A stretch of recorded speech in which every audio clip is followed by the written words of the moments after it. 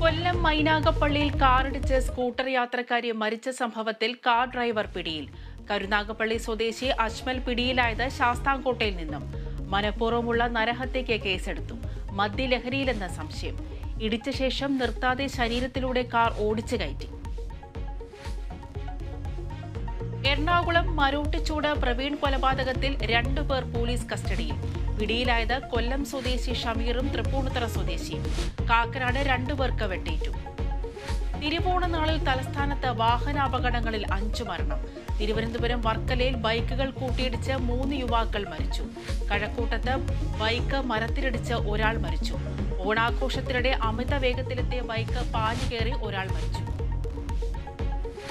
American മുൻ president Donald ട്രംപിന് നേരെ വീണ്ടും വെടിവെപ്പ്.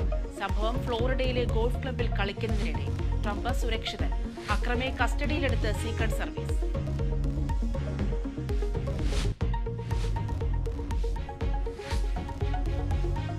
നിപ ബാധിച്ച് യുവാവ് മരിച്ച മലപ്പുറം തിരുവാലിയിൽ ജാഗ്രത തുടരുന്നു. രോഗലക്ഷണമുള്ളവരെ കണ്ടെത്താനായി ഇന്ന് മുതൽ സർവേ. കണ്ടെയ്ൻമെന്റ് സോണായി പ്രഖ്യാപിച്ച 5 വാർഡുകളിൽ നബിദിന റാലികൾക്ക് നിയന്ത്രണം. മരിച്ച യുവാവിന്റെ റൂട്ട് മാപ്പ് ഇന്ന് പുറത്തുവിടും.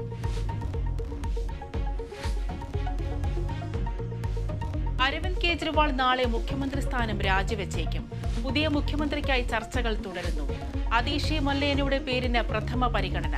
രാജിവെക്കരുതെന്ന് ഒരു വിഭാഗം MLA മാർ.